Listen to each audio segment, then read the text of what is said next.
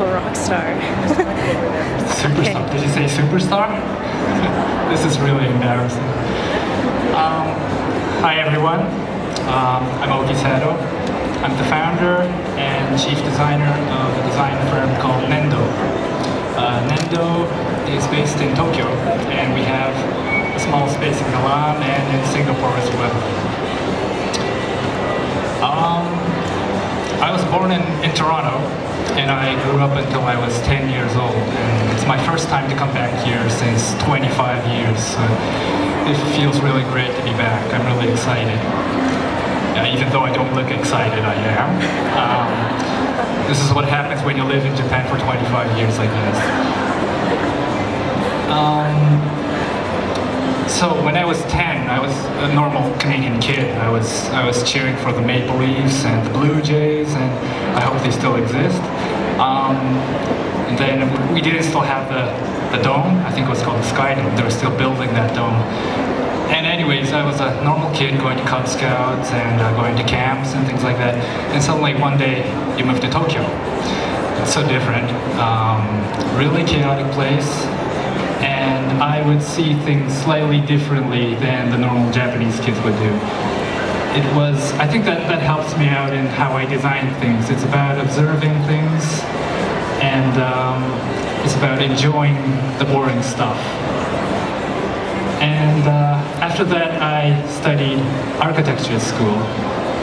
And in 2002, which is about 10 years ago, I went to the furniture fair in Milan, the design fair in Milan.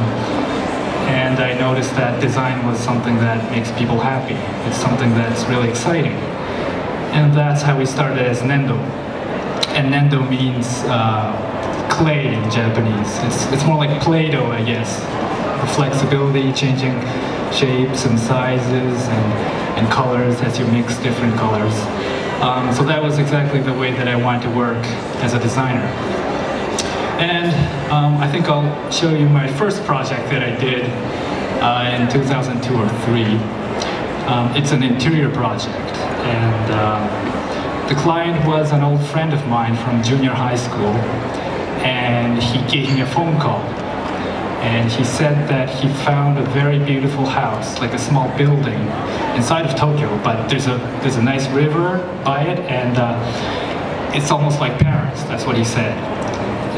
It's like the Seine River, and then there's a very beautiful scene there. So I went to the site, and what I saw was this, the building. This was the building, and this was the Seine River that he said. I thought maybe he was thinking about something else when he said Paris. I didn't know that there are so many different Parises in the world. This black thing here was the river, is the river. But I don't know what happened, but there were so many small fish in this very shallow river. And then there was so many birds, like crows, trying to catch the fish. And then there's a lot of homeless people trying to catch, I don't know, the fish or the birds, or I don't know, they were trying to catch something around the river, and it was like hell. But the real hell happened when I was discussing with my friend about the budget. And it was something like $14,000 or something for the exterior, interior, all the furniture, and the equipment for the kitchen and everything. I thought maybe this car parked in front would cost more than that. So I was expecting that the interior would look nice, but it didn't, I guess. I'm the guy standing on the left side, and my client's the guy standing on the right. And so since we didn't have any budget to take away the walls or anything, I decided to go to the store and buy, I think it was like 300 meters of fabric, like fabric used for tents and so on, which could be used outdoors. So instead of taking away the walls, I decided to place these pipes on top of the building. And I started wrapping up the building using that fabric. Yeah, something like this. And Also, I did the same thing in the inside as well. I made a nice small entrance, and I started building these very cheap pipes. And then I had these very, very cheap fluorescent lights in between the pipes and the walls so that they would light up the fabric. So we kept on placing these sheets of fabric in the inside as well. And the end result was something like this. The river was still bad, but the building got a bit better, I guess. At nighttime, it became something like this when the fluorescent lights go on. The only problem was that after opening, like after 1 year of opening, there were so many people coming into the restaurant and asking when is the restaurant going to open, because it looked like a construction site, and the people working in the restaurant had to explain that it's open. It's open for more than a year. Oh yes, and the interior. I didn't buy. It was almost like I found these.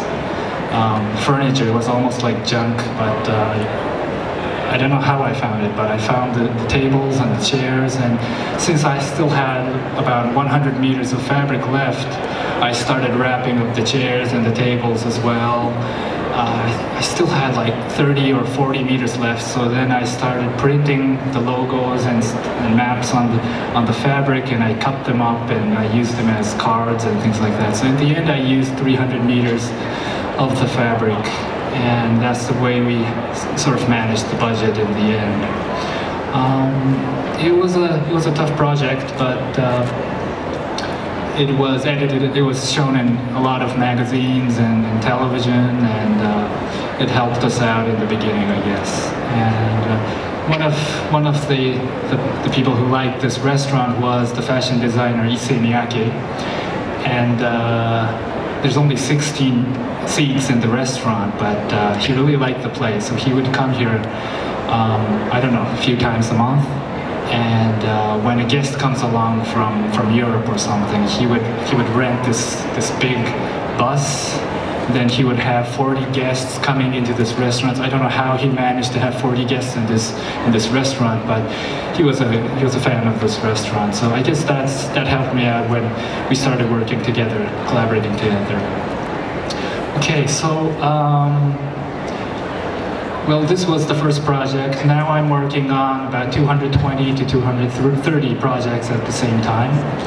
At that time, we were a team of 5 designers.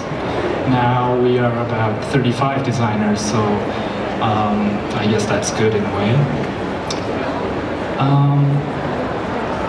Okay, so today I'm gonna explain about 2 things that I hate. One thing is talking in front of large audiences, so be nice to me today. I guess the last time I did something like this was 6 or 7 years ago. And the second thing that I hate is, I don't hate interviews, but I hate rough questions from interviewers, like what do you do on weekends, what is your favorite food, what's your favorite color, what's the trend of this year, what's the trend of next year, and the worst question would be, I guess this one, what is design? It's a very difficult question for me to answer, but I think I'll try to answer this question the way I see design. So for me, design is not about colors or forms or creating something that's really different, but it's about finding things, noticing small differences in everyday life, and trying to capture those small moments, then try to recreate it into something that's easier to understand and to share it with people. So it's not about making things, but it's more about observing, and it's about, I don't know, it's about capturing those moments. And I really feel that those moments, those small moments of happiness or surprise, or those small emotional movements is what makes everyday life so rich and interesting. So I guess design in the end has to be something that makes people happy.